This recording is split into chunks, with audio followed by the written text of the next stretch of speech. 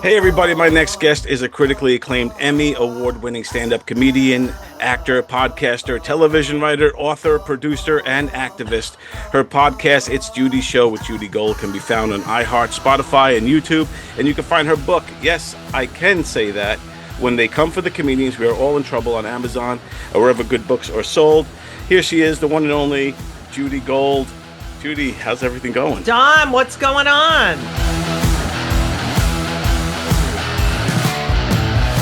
It's great to see you. I really appreciate you doing this. What is that background? This background, is Wayne's World. Just give you the quick answer. Yeah. And the reason I put it there was when I used to do the show out of the Governor's Comedy Club. You've been in there, our podcast studio. Yeah, I like that place. I like that studio. Yeah, that studio is great. And I used to do the show primarily out of there. It's an hour drive for me. But that's a pain in the ass. Yeah, and when COVID happened, we got locked down, and then right, yeah, and then I guess everything is like everything is COVID. Yeah, COVID changed now we the world. Have bird flu. Yeah, exactly. There's always swine flu, bird flu, COVID, but COVID. That whole thing changed the world in all kinds of ways. Some better, some worse. Technology, like I didn't know what Zoom was, what we're on right now. I didn't know this existed before COVID. Some benefited from it. We're able to, work on, comics and actors and writers. We had freedom to kind of work on things, and I try to look at some of the positives that came out of COVID, but yeah, there was a lot of craziness, a lot of death. Yes, a lot of bad death. Yeah, a lot of conspiracy theories. I don't know. When it comes to all that stuff, all these things with Fauci, where do you stand on Team Fauci? You still think he's, Okay, so here's my this is as a member of the, what are we down to? Just L? Because they keep stripping letters. As a member of the L community, I remember what he did for HIV/AIDS, and I have been a fan of his since then. The other issue is prevention. The last holy grail scientifically of that is the development of a vaccine, which has been very difficult for a variety of complicated reasons. I don't think he has any agenda other than doing his job. I don't think he was compromised. I don't think he thought he was doing anything. I really don't. And that's how I feel. Good evening. I'm Dr. Anthony Fauci. First, I'd like to thank all the older women in America who have sent me supportive, inspiring, and sometimes graphic emails. I'm not an idiot. I'm not, as you know, I'm not a right-wing person, but I'm also not a lefty-left person at all, period. And I think there's nuance in everything. And I think, I'm pretty much a centrist. Yeah. But I'm into like facts and history and precedent. And yeah, it's a lot. It's a lot because now, I've been protesting my entire adult life. Right, yeah. And I'm so fucking tired. And here we go again. It's like, really? Can we just move ahead? It's a celebration of self-identity and pride, and a show of solidarity. Celebration on the Circle is drawing gay men and women from around the Midwest, but you don't have to be gay to be here. So a lot of the fights that you might have had in the protests throughout your time was basically kind of for your rights as a lesbian woman, and then you finally kind of you achieve that to some degree, right? Well, it was also I'm pro-choice, so I did a lot of women's issues, and yes, the LGBT community. Like, fighting for AIDS funding. And then, it's because of the AIDS crisis that we got gay marriage, because all of these people were dying. They had no legal right. Their partners who they'd been with for 30, 40 years couldn't visit them in the hospital, couldn't get their, they couldn't be buried together in a military cemetery, or they would lose everything, their homes, insurance. I mean, the whole case in front of the Supreme Court was about a federal inheritance tax, which is such a Republican talking point, that, these people were together for over 40 years and got married in Canada because it wasn't legal here. Right. And Edie Windsor, her wife, Thea Spire. And these are both people who have contributed so much to the world. I mean, Edie Windsor worked on the first IBM computer. Thea Spire was a psychologist and a very reputable and well-regarded therapist, psychologist, and doctor, and yet she gets this $363,000 federal inheritance tax bill that no married couple would ever get. She went before the Supreme Court, and it's like, how can you argue with that? Based on the Equal Protection Clause of the United States of America, the U.S. Constitution, in order to get that money back. Because if she had been married to a man, she wouldn't have owed a cent. She wouldn't have owed a penny. That's right. Right. It's not like gay people when they got married, when it became legal in New York, which was like the most marriages done in New York in the history of New York City. People did not go to church or synagogue or any house of worship to get married. They went to City Hall because it's really a legal issue. And it's like, my thought, why the fuck, if I want to protect my property, I want the same rights as another person in a relationship, like I have a family, I have kids, like, what is it that if I have the same rights as you, what is the fucking problem? What is your fucking problem? Yeah, exactly. So goddamn annoying. Yeah.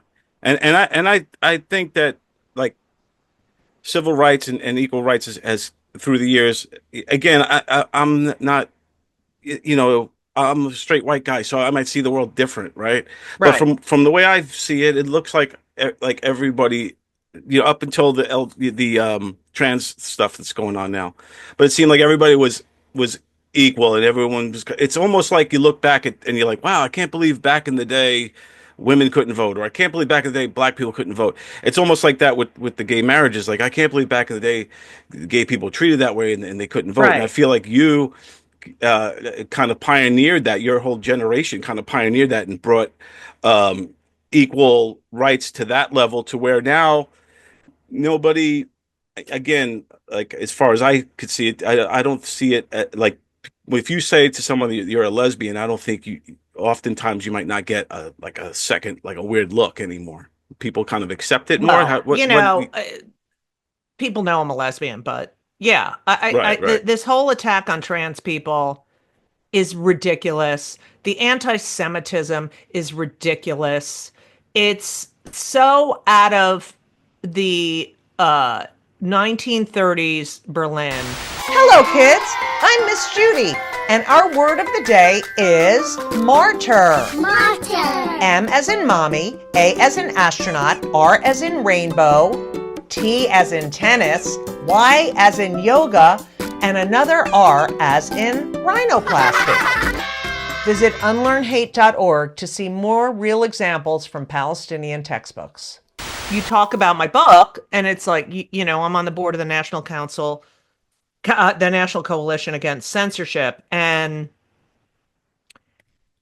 these right-wing people think we're for free speech. It's like, you're banning books. You're not for free speech.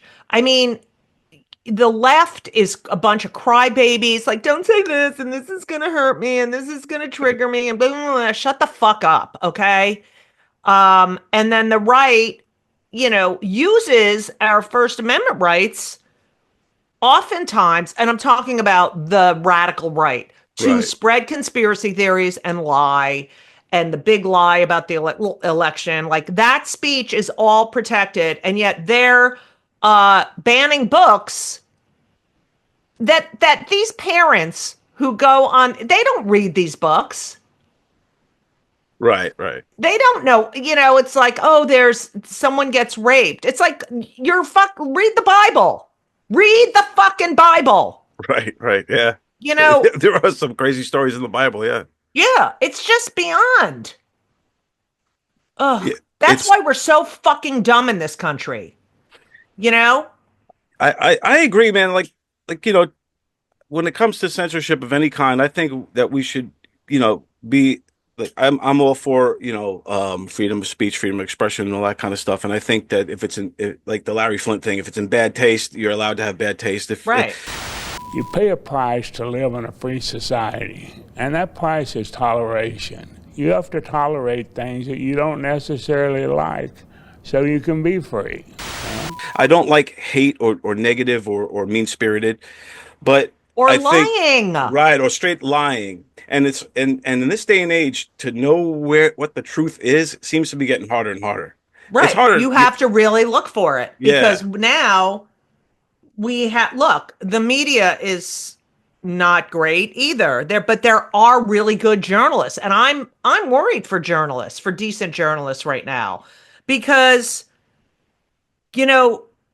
Trump wanted to go after SNL. Trump couldn't go to the White House Correspondents' Dinner. Right.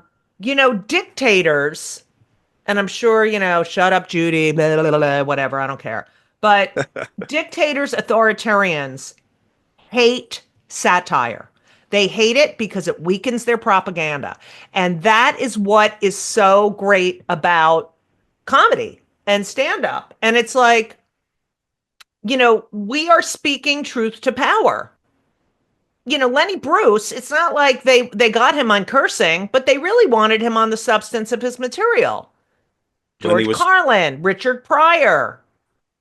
Even Joan Rivers would be dealing with so much shit today. I can't even imagine.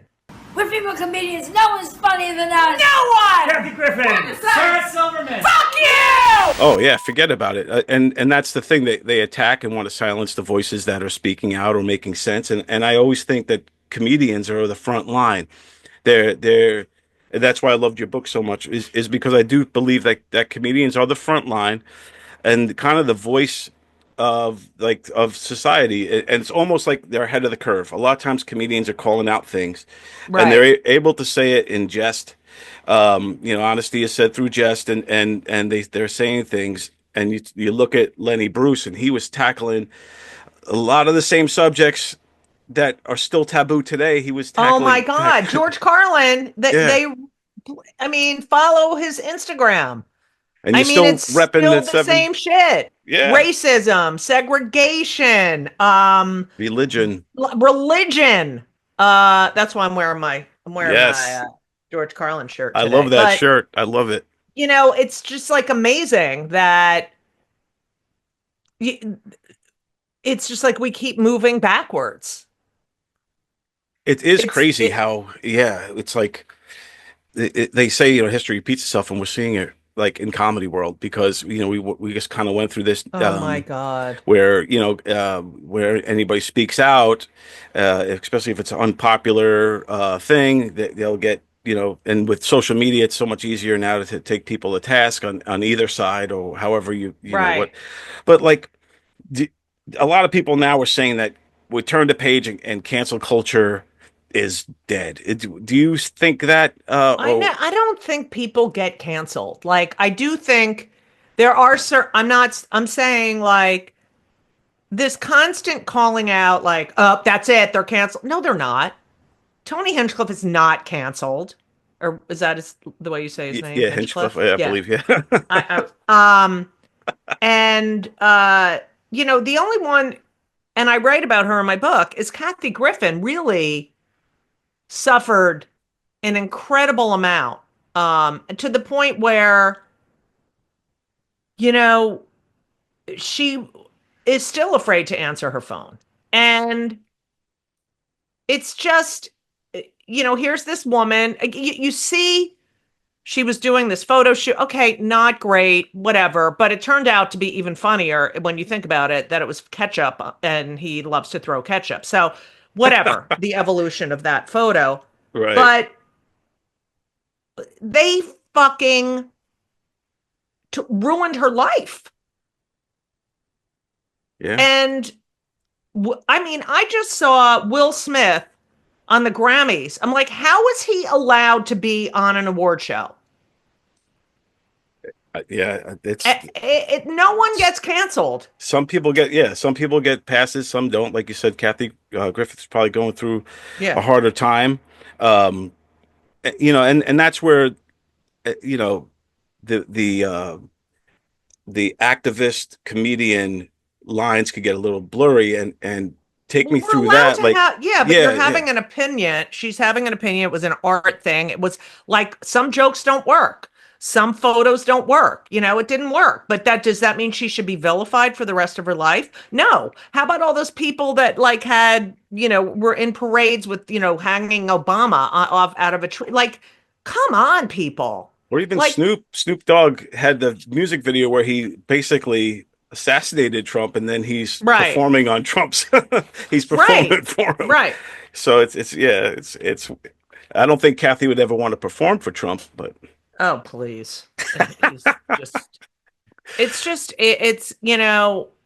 There's a reason they come after. That's why the subtitle, when they come for the comedians, we're all in trouble, because that really is the last bastion of free speech, because we're trying to make you laugh, and you're going to shut down that because, you're so insecure and because comedy's a weapon. It's a weapon. And if you don't have that weapon in your toolbox or your whatever, wherever people keep weapons, then you can't fight back. All right, let's talk about Israel. I was in Israel. I've been there 3 times. Have you been?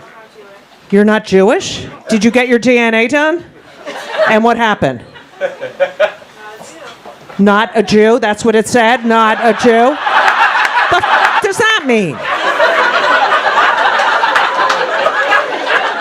Please click here for your results. I'm not a Jew! I'm not a Jew! And there was a time where I feel like, especially during the early 2020, like 2020, whatever time period, I feel like there were certain people going to comedy clubs looking to get mad at something, and say, "Oh, I can't believe Judy want said to get this." picked on, right, and then just to bring them down.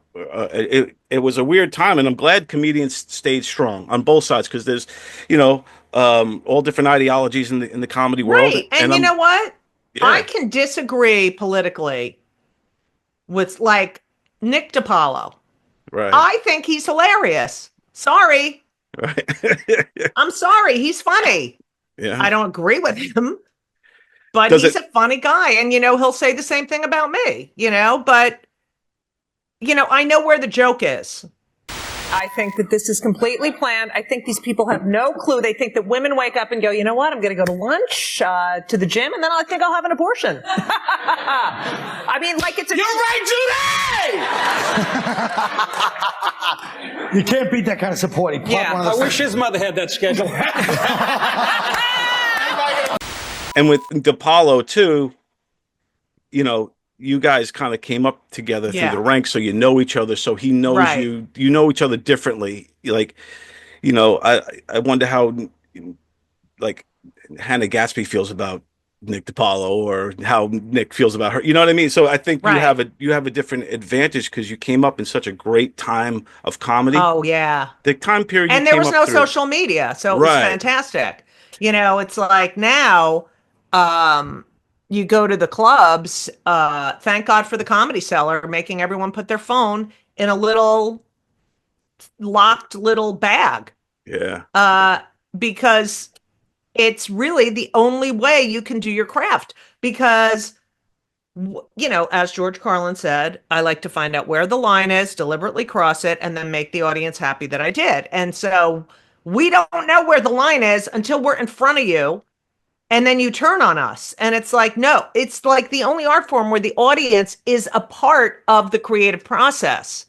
So if you're going to go to a comedy club, take your ego and your fucking shitty sense of humor and hurt feelings and put them somewhere, because none of the comedians were thinking about your childhood trauma when they wrote their material. Okay? It's not about you. So calm the fuck down. Yes. Well said. Yeah. Noam at the Cellar told me that. He sent me this. It's so funny. There's they can write in like, how was the show or something. They have a code. I don't know, whatever code. Oh yeah, like a little card. And so someone wrote, I don't care, Judy Gold is homophobic. I'm like, okay, yeah, I'm really homophobic. Wow. I fought for your fucking rights. I was out on stage in the mid 90s and I'm homophobic. Shut the fuck up. Well, I guess you say one joke and then they. Oh my God! Yeah. Yeah.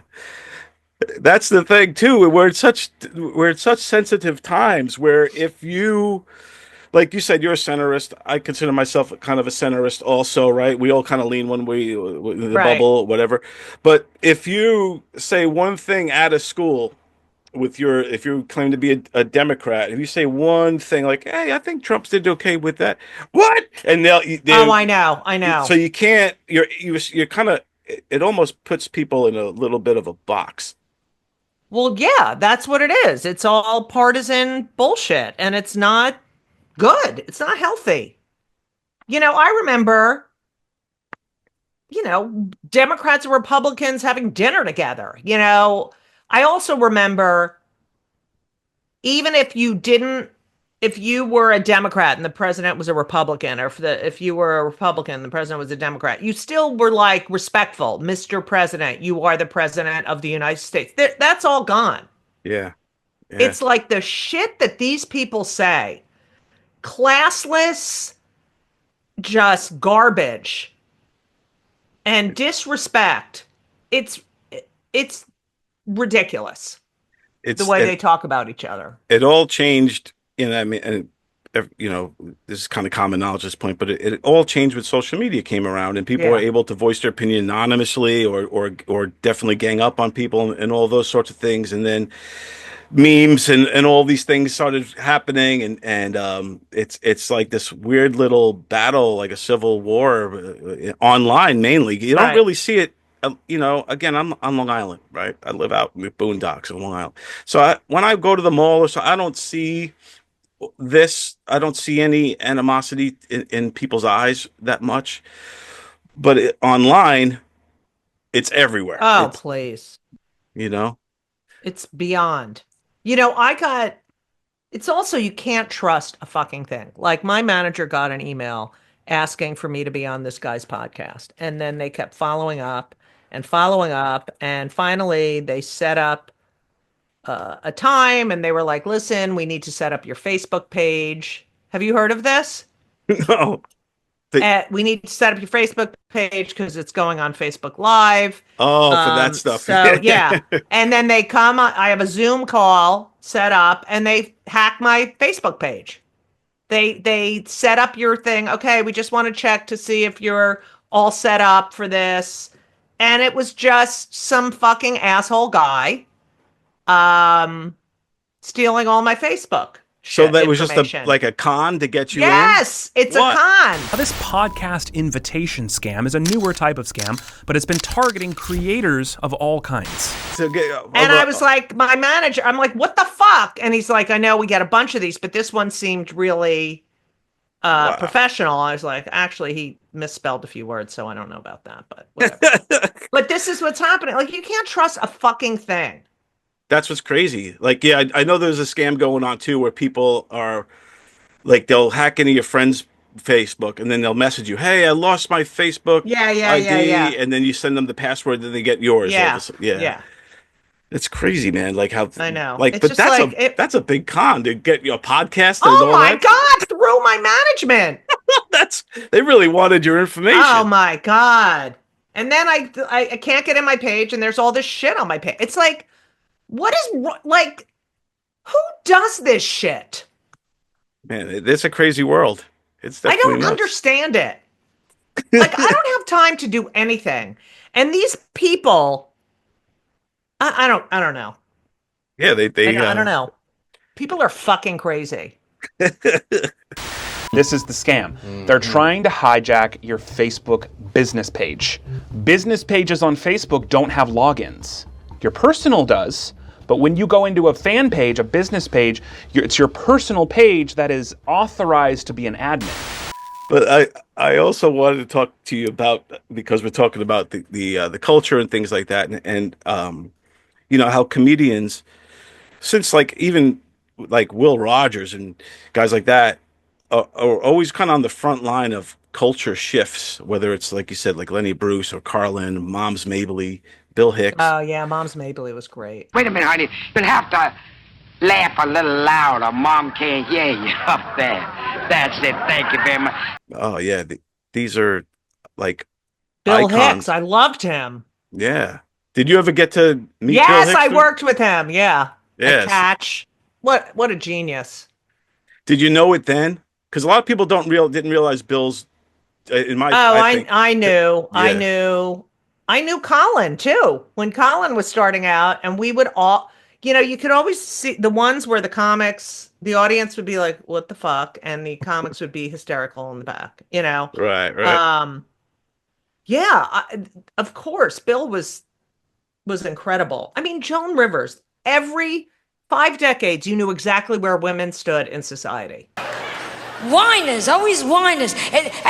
But always a whiner. Fearless. I mean, even Chris Rock said when she died that she was on the Mount Rushmore of comedy. I mean, He for sure is. it's just what I feel. All right. And this is, I mean, I'm doing this over 40 years, 42, 43 years. I believe that and everyone's like social media. There are so many people think they can be stand-up comedians. Right. Yeah. So many people who are in the clubs now are spending their days making videos to get more followers because, as I was told by my management company, Netflix doesn't even care. They only care about how many followers you have. They don't care about your material, nothing. It's all about views and followers. And so the people who've been working on their craft forever and ever and ever are getting pushed out for club dates, theater dates by people with a lot of followers who will sell out once. Right. Because a lot of people don't go back the next year because they realize, oh God. But what's also been happening is it's all crowd work specials where you just talk to the audience, seriously. An entire crowd work special. This is just me and you guys. I don't know what you're going to say. I don't know what I'm going to say. I love crowd work, but you got to have an act. Right. And it's like, I feel like the quality, has gone down, down, down. It reminds me of the music world where you got independent artists and then you got these pop artists, and the pop artists kind of get fast tracked through American Idol or something like that, and all of a sudden they're selling out arenas, and the real artist, so to speak, is who's playing guitar every day, writing his own songs or her songs and all this, are just stuck playing the small clubs, and this has been this with the social media kind of boom like this and people becoming overnight sensations. I think they do get a reality check when they're on stage and they realize, I could only go on my fame for so long, or my niche, or whatever it is. Or I don't have the stage time to feel comfortable enough to really truly be an artist on stage. There's something you get from stage time that there's no other way to get it. You can sit in front of your fucking phone, but when you're in front of a live audience, there's no way to understand that position or be good at that unless you have been on stage for I don't even know, millions of hours, hundreds of thousands of hours. I mean, sorry. It's true. I think you need to put the time in on stage. Like I said, it's similar to like when my kids are driving. I'm like, you only gonna get better by actually driving. You have to get behind the wheel and drive to become a better driver. It's the same thing with stand up. The only way you're gonna get better at stand up is to consistently. Well, everyone thinks they can, they can tell a joke. I mean, remember when Stormy Daniels was doing stand up? It's like, oh, I'm getting some attention. I'm going to go into No, no, you don't know how to do stand up. Okay. Right. You didn't fucking drive 6 hours in a non-air conditioned car to get, 25 minutes on stage and then drive back home the next day. You've never done that. You've never stayed in a shitty condo or a fucking motel where you thought you were going to get raped just so you can get 30 minutes on stage. You haven't. No, sorry. It's true. There's certain little lessons within that people you can't bypass. Right. It's like if you go to like a book or something, you go to like an instruction manual and you go to the last page first. It's like, yeah, but you the basics you need those fundamentals. Or you don't read the directions. Right? Yeah, exactly. Try to put it together yourself. Yeah, exactly. What do you think of like a seasoned legend like Madonna, who decided recently to try to get on the stage and do some stand-up? Do you think? Well, I wasn't there that night, but I did hear from people who were there that she bombed, and I'm like, well, duh. But it's just like, and I was thinking the worst part of that whole thing of Madonna getting on stage for 40 minutes at the Comedy Cellar or the Village Underground, I don't know where she was, but is that some kid got bumped. Well, a bunch of people probably got bumped from doing their sets so Madonna could jerk off on stage for 40 minutes. It's true. Yeah. But, and that's the thing, too, when it's somebody that level, a living legend, an icon, tries to say, hey, I think I could do that, too. And then, like you said, takes control of the club because she's Madonna. You know what I mean? It's just such a but it's like she's still bombed. Like it's still the audience is like, okay. Yeah, they got like 5 minutes. Yeah. And it's like, no, we came here to laugh. Like, great, we saw you. Oh my God, but like, bring us the goods. Right. They came for the goods. So, anyways, I just always think that it's good to talk about what you know. That's what I do. I just talk about what I know, right? So I'm gonna start with dating younger men. Did she have an act or? I don't know. I asked another comic. No, nothing. Wow. Yeah. So I just heard about that recently. Yeah. And I was like, wow, because I don't know if you know the rapper T.I. He's also a legendary hip hop artist out of Atlanta. He's been doing stand up as well, but also having trouble. It's not as easy as they think. I know. What's odd to me is the motherfuckers hate to see me up here on stage, telling my life, sharing my experiences, getting laughs.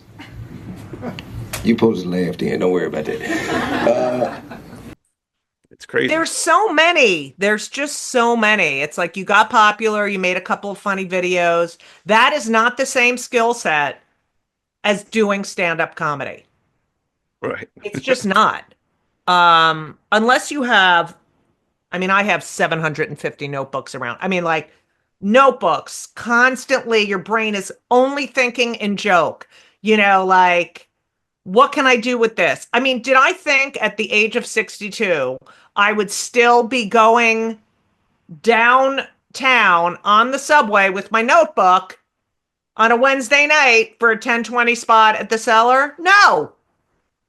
But it's what I look forward to. Like I would die without it. Exactly. It's my favorite thing in the world. And look how good you look. It's keeping you young. Oh, honey. Thank you. Truthfully, it does keep you young because I'm just out. I'm out. But I feel old, Don. It's like I'm at the club. I don't feel old because I don't feel old, but then I look and I'm like, oh my God, these people, when I think of where I was 30 years ago, which I was hot. I was really hot. I had been on a series. I had an HBO special, The Tonight Show, just everything. I was doing everything. And even, I did the Hollywood Squares all in the beginning of the 2001 to whenever we were doing it. 1999, 2000, whatever. And now I can't get on Hollywood Squares. And I'm overlooked for so much stuff, and I'm funnier than I was. Right.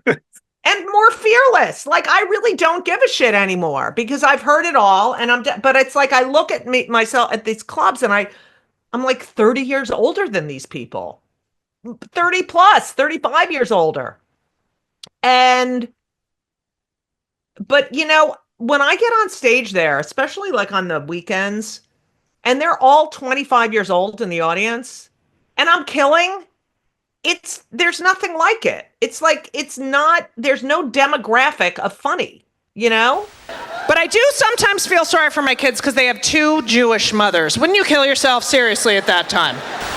Exactly. But women, we've already struggled. We've struggled through this whole, because it's very masculine, but it's just because the art form is there's nothing feminine about being a comedian because you're in such a powerful position, and we equate power with masculinity in this country. But I mean, you look at the older female comics that came before me, like Moms Mabley and like Joan Rivers and like what's her name? Phyllis Jean Diller. Carroll and and all Jean these Carroll. people who really would do a disclaimer in the beginning of their act, like, hi, I know I'm a piece of shit woman, blah, blah, blah. Okay, all right, now I'm going to do my act. We don't have to do that anymore. But, a woman over a certain age, you're like, no. But like a guy, like Attell and Jeff Ross and Jon Stewart and like, Ray Romano, they're all from my class. Yeah. And they work and work and work. And it's like, fuck you, you're not going to stop me. So whatever. I think you're awesome. And you're definitely one of the legends that came out of that group. It makes me like happy to see that you're still out there knocking it down because you're showing the others how to do it and all that stuff. And still keeping the tool sharp, still staying. Oh yeah. Otherwise, forget it. You have to be. I mean, I look on the West Coast, like Wendy Liebman, Kathy Ladman, Carol Leifer. They're all going out and doing sets. Laurie Kilmartin. There's so many women over 50, over 60 who are killing it. Jessica. Rachel. Well, she's young. She's a baby, but it's just like you knock it down, you let someone through. You knock it down, you let someone through. But it really, I just wish they treated, we know from Hacks, older women, the way they treat like older guy comics as if they're legends and legend. Right. Yeah. I mean, I think I would like to think it will get better. Like you look, the way people revere Joan Rivers and things like that. I think, and like another point, no one's introducing, going here comes a lady comic, everybody, you're going to love her. I don't think we have that. I think we got past that. No, there's sometime. Yeah. It used to be that all the time. And I used to, be like, our next act is a woman. And I used to get on stage and be like, that was our MC. He's got balls and a penis and hasn't done his laundry in 3 weeks because he's a man. He's male, and I used to give it right back to them so they would stop. But that was the only way to deal with them. But so many comics, Don, I can't tell you how many people who were so hilarious and just couldn't do it. They couldn't continue. because it was just so fucking hard. It's a tough, to be a comedian, especially, it's a grind. If you're not well known, if you're not, out there and you're trying to earn your bones out there, it's tough. It's tough to it's very up and down. I mean, that's what the thing about when I see these guys, and I'm including women and guys as a general thing. I don't care what anyone fucking thinks about the word guys, but when I see them and I see they're on a high and they think it's going to be like this forever, it's like, I know it's not like this forever. Nothing is just a straight line in this business. So, it's I love that I have wisdom. But I wish I had more fucking money. What's good about stand-up, like true stand-up comedians, is you always have it. Like no one could take that away from you. Like you talk about, okay, right. I'm not getting Hollywood Squares anymore, this, that. But you could always go rock a house, rock a comedy club. Right. You have that arsenal at the ready at all times. You look at like someone like Corey Kahaney, who's hilarious, and she goes on these exclusive ships all over the world performing. I mean, there are a lot of ways to be, to make a living at this if you're fucking skilled. Right. Yeah. And Corey Kahaney, shout out. I think she just put out a comedy special too, or a comedy album or something recently. I saw. She's great. She's awesome. But you're also like, I've seen you on Louis' show as an actress. I think, and you've done Broadway and you've done or off-Broadway plays and things like that. I think you got real chops as an actress. Is that something? Thanks, Don. Yeah. Oh, I see him. Oh, there you are. You asshole. You worthless piece of shit. Do you know how hard we tried to have this baby in our way? And then you went and jizzed all over his face? We had a reservation in Brooklyn, and now we're at Bellevue. I didn't come. I didn't. What?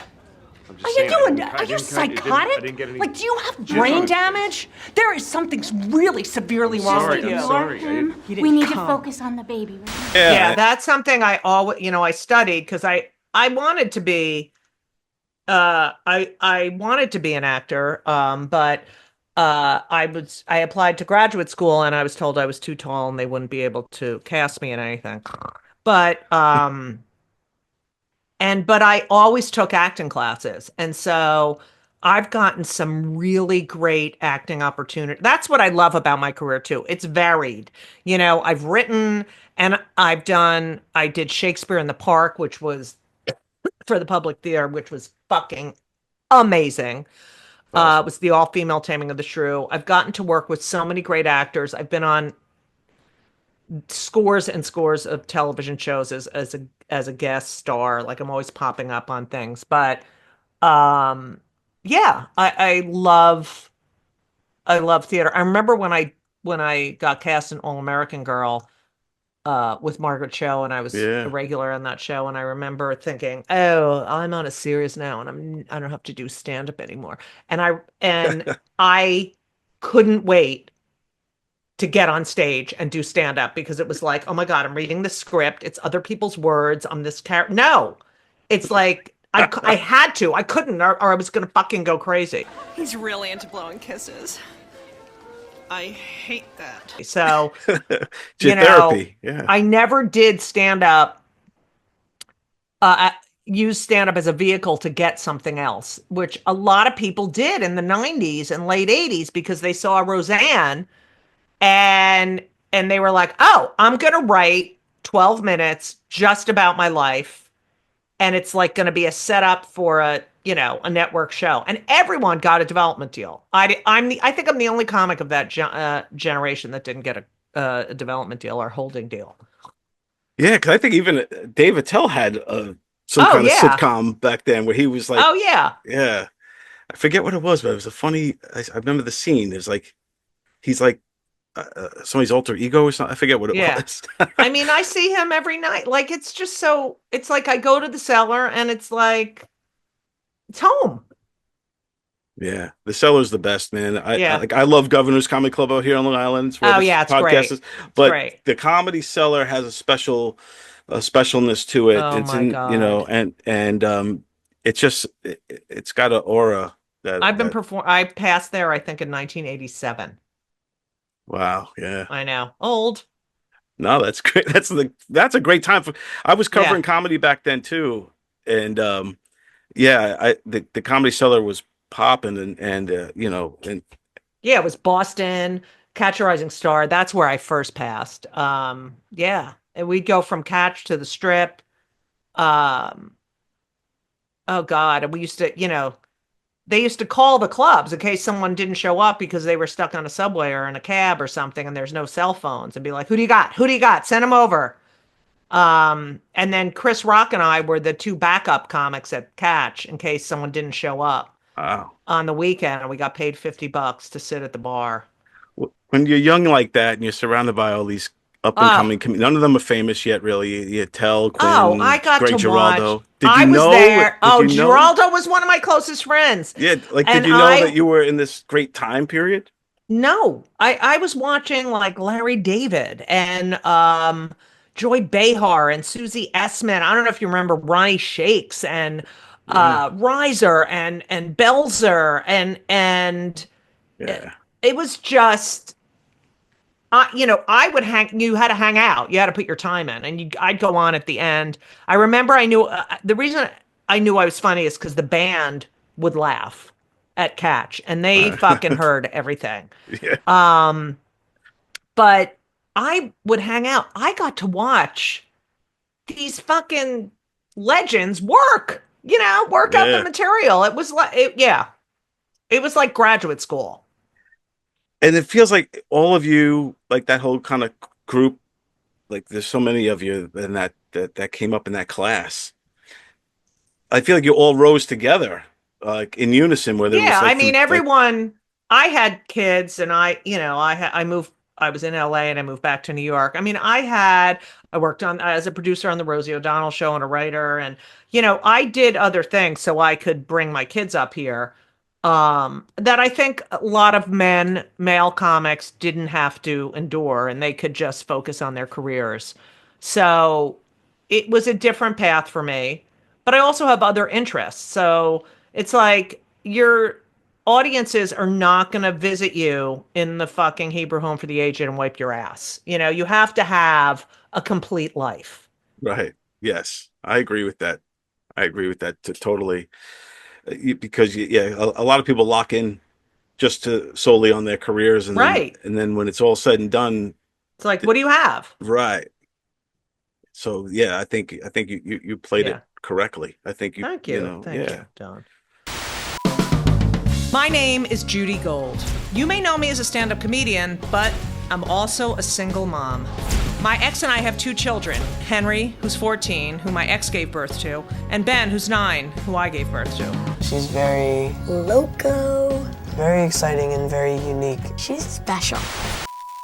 But yeah, I also, before I let you go here, I wanted to touch base because I know you're all about free speech, and this whole thing with it's another thing a couple of months ago was created a lot of controversy when maybe months when Zuckerberg stopped doing the thing on Facebook with the with all that and opened it up. Right. What's your thoughts on what he did there? Well, what he did was, wait, let me just make sure because I don't want to misspeak. Mark Zuckerberg decided to it says Mark Zuckerberg height right here. Let me see. How tall is he? He looks like he's 5'11". Oh, he's 5'7"? Oh, wow. I thought he'd be 5'11". Oh my God. Well, no wonder he's like, what the fuck? Okay. So what he did was Mark Zuckerberg, free speech. Here it is. Okay. So more speech, fewer mistakes. And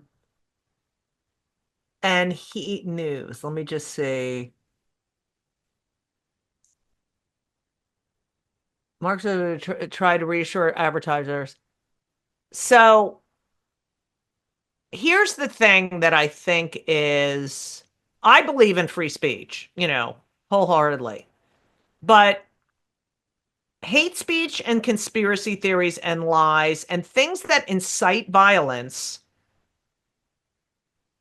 I don't see there being any harm in this public forum to say, we have no evidence of this. This is, say whatever the fuck you want. But have a disclaimer there thing. should be disclaimers. To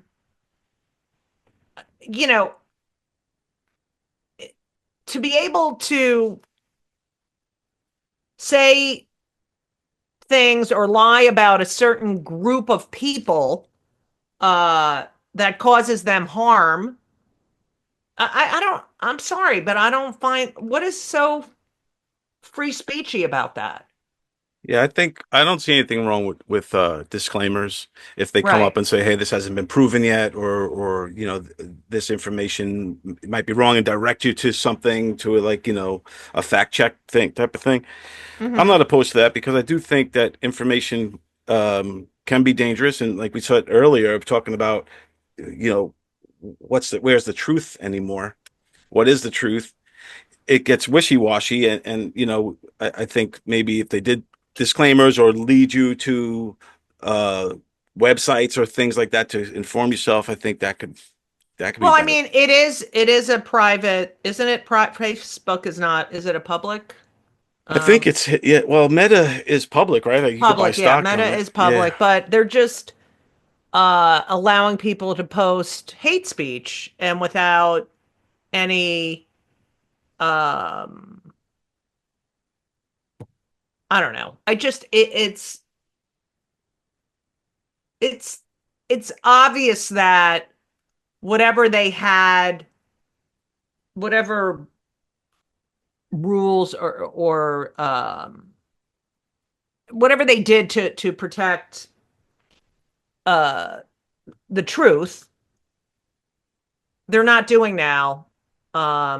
And it's just so coincidental that he was at the inauguration, and it happened when Trump got elected. So I think that's really interesting. Yeah, it's a pretty coincidence. It's crazy how that happens. You know who we have to ask? We have to ask your friend Cleo. Maybe she'll know the answers. Yeah, Cleo. I thought that was pretty cool. You have a robot that comes to your house. Oh my God, Cleo is here. Okay, Cleo is here. We're so excited. Wait, Elisa, wait. Here we go. Hi, Cleo. Oh my God. Hi. Oh, we got water. Oh my God, look at that. Cleo is at a fucking hotel. Oh, that's not in my house. Oh, I thought you had I was wondering. No, it's Cleo at this fucking hotel we were at. That was bringing up Cleo, and what was her name? Cleo? Was it? No, it was something else. But you called downstairs and were like, I want a towel, and the fucking robot would come up with the towel. That's or the water or whatever. I think that's how Terminator started. I'm not sure. No, it's pretty cool though. That was pretty awesome. I like seeing the guest appearance by Cleo on your Instagram page. So, but maybe Cleo will know the answers, and AI will help us all. Maybe it will save us, or maybe it will kill us. We don't know. Who the fuck knows? Judy, I really appreciate you. I know you're a very busy woman, and I appreciate you taking the time. Tell everybody, this was a blast talking to you. It's always great when we see you at the club, and it's always great talking to you here. Tell everybody where they could find you and follow you, and what you got coming up. Okay, I'm on Instagram, Blue Sky, whatever, well, someone hacked my Facebook, but I'm at Judy Gold, JEWDY GOLD. Get it? And Yeah, and judygold.com, spelled the right way, JUDYGOLD.com, has all my dates coming up. And I have a podcast called It's Judy Show with Judy Gold, wherever you can get podcasts. My book, yes, I can say that. Yeah, so that's it. Well, you're the best. I appreciate this so much. And you're welcome, Don. Hopefully we see you soon. Yes. Yeah, tell him. I will. All right. All right. Take care. You too. Bye-bye.